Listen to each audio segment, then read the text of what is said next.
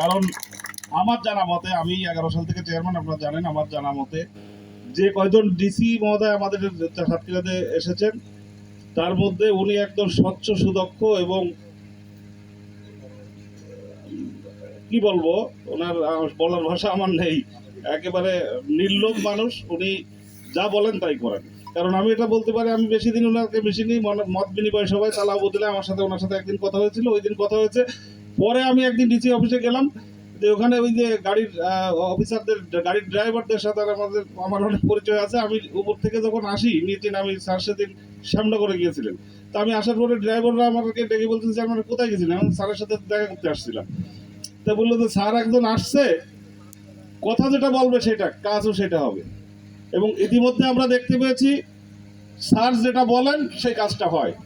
তা সেই কারণে উনি আমাদের মাঝে জালালপুর ইউনিয়নে প্রথম পদার্পণ করেছেন। আমরা ওনাকে আবারও করতালি দিয়ে ধন্যবাদ এবং অভিনন্দন জানাই। আজকে যে ডিসি উদ্যান উদ্বোধন হলো, এটা একটি সুন্দর কাজ, মহৎ কাজ। স্যার একটু কথা বলতে চাই, সেটা হলো আমাদের তালা ব্রিজের পর থেকে আমার জালালপুর ইউনিয়ন শুরু। তালা ব্রিজের পর থেকে কপিলবুনি সাইড দিয়ে ঘুরে শ্রীমন্তকাঠি পর্যন্ত 18 কিলোমিটার স্যার। এই নদীটা খননের পরে এখানে যখন 13-14 সালে নদী খনন হয়, নদীটা এই পর্যন্তই ছিল, অবদার পাশ পর্যন্ত। নদী যখন ছোট করে খনন হলো তখন এই জমিটা এখানে রয়ে যায় এবং মাটির উঁচু ঢিবি ছিল। এখানের গরিব মানুষ যখন কয়েক বছর ফেলানোর পরে আস্তে আস্তে এই এলাকার মানুষ যার সাইডে রবদার ভিতরে যার জমি, তার বাইরের জমিটা তারা দখল করতে থাকে। এক পর্যায়ে এখনো স্যার আছে 18 কিলোমিটার, শুধু এই 22 একর নাই, এখান থেকে এইদিকে যত জমি আছে আগাগোড়া শ্রীমন্তকাঠি 18 কিলোমিটারে কোনো জমি স্যার ফেলানো আছে, ফেলানো কেউ না কেউ দখলে রয়েছে স্যার। তো এই দখলে যখন জমি তো ফেলানো থাকে না স্যার, যখন যখন স্যার কোনো জমি থাকে সেই জমিটা কেউ না কেউ স্যার দখলে চলে যায়, পাশের যে জমি থাকে তার মাথায় দখলে চলে যায়। এই জায়গাটা স্যার দীর্ঘদিন সমস্যা ছিল। এখানেও ভিতরে যাদের জমি ছিল তারা ধনী হলেও সেই জমিটা দখল করে খেত।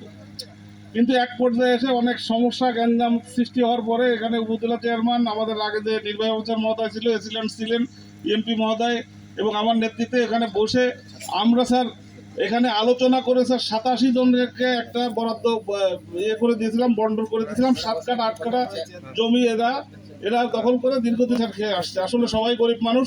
এর ভিতরে আরো কিছু লোক আছে যারা এখনো ওইখানে স্যার ওই দখল করতো, তাদের জমি রয়েছে। কিন্তু এখন তারা 87 জনের ভিতর থেকে প্রায় 70-72 জন একেবারে ভূমিহীন স্যার, দরিদ্র ভ্যান চালক এখানে স্যার আছে প্রায় সবাই। তারা ওই জমিটা ভোগ দখল করে এবং তাদের কিছুটা হলে স্যার ইয়ে হয়। এখন এটা তাদের কি করা যায়, যেহেতু গাছ লাগাবেন সুন্দর, এটা ভালো কাজ, এটা আমার এটা উন্নয়ন হলে এখানে আমার ইউনিয়নের উন্নয়ন হবে। তো গরিব মানুষের দিকে স্যার একটু তাকাতে হবে, যেহেতু গাছ এখনো ছোট। আমাদের ইউনিয়ন মহোদয় বলেছেন স্যার, যেভাবে তাদের তত্ত্বাবধানে দিয়ে তারাও চাষও করলো, গাছও বড় হলো, তারা এটা তত্ত্বাবধান করলো, তাহলে মনে হয় কোনো সমস্যা না হবে না। তা না হলে স্যার গাছে রাখাও খুব মুশকিল হবে। ওখানে যে গাছগুলো রয়েছে আরো কিভাবে পরিকল্পনা করে গাছ লাগালে আপনার গাছগুলো টিকবে, বিশেষ করে অবদা বা ভিতর এবং বাইশ সাইডে, নদীর সাইডে যে ববলা গাছের সাইড দিয়ে যদি ওখানে সুন্দর পরিবেশ করে গাছ লাগানো যায় সেটা সবচেয়ে ভালো। উঁচু জায়গাটা স্যার, কারণ এখানে 3-4 মাস স্যার পানিতে ডুবানো থাকে, নোনা পানি ঢুকলে স্যার গাছ বাঁচবে না। যে যাই বলুক স্যার, নোনা পানি যখন ঢুকবে বিলের ভিতরে গাছ কিন্তু একটাও বাঁচবে না স্যার। কিন্তু উঁচু জায়গাতে যেটা লাগানো হবে সেটাও স্যার তত্ত্বাবধান করতে হবে, কারণ এখানে গরু ছাগল চলাচল করে। এখানে স্যার ওঠে না, এখানে ওঠে না, উঁচু জায়গাটা স্যার পানি উঠবে না। কিন্তু লো ল্যান্ড যেটা স্যার, যেখানে ধান লাগায় ওই জায়গাটা স্যার গাছ লাগালে বাঁচবে না। কিভাবে পরিকল্পনা করলে হবে সেটা আমাদের স্যার আপনার ইউনিয়নের সাথে আলোচনা করে আমরা স্যার আমার সর্বপ্রকার আপনার নির্দেশনা অনুযায়ী আপনি সর্বপ্রকার আমার সহযোগিতা থাকবে। এবং স্যার আপনি একটি মডেল বা আদর্শ গ্রামের কথা বলেছিলেন স্যার আমাদের মত বিনিময় সবাই, ইউনো স্যার আমাদের সাথে কথা বলেছেন। জি স্যার করছি। উনি বলছে যে স্যার ওইটা বলছে যে ইউনিয়নের যে নাম সেই গ্রামটাই স্যার প্রাধান্য দিয়েছে, যে ওয়ার্ডের যে নামটা সেটা দিয়েছে স্যার। আপনার নির্দেশনা মোতাবেক আপনি যেটা বলবেন স্যার সেইভাবে করা হবে। এখানে সবাই ক্ষতিগ্রস্ত। 29 সালে 100 বন্দোবস্ত সবারই আছে। পরবর্তী স্যার প্রসেস অনুযায়ী স্যার এখানে ওরা ওই যে আবেদন করে টাকা পয়সাও ছাড়তেছে।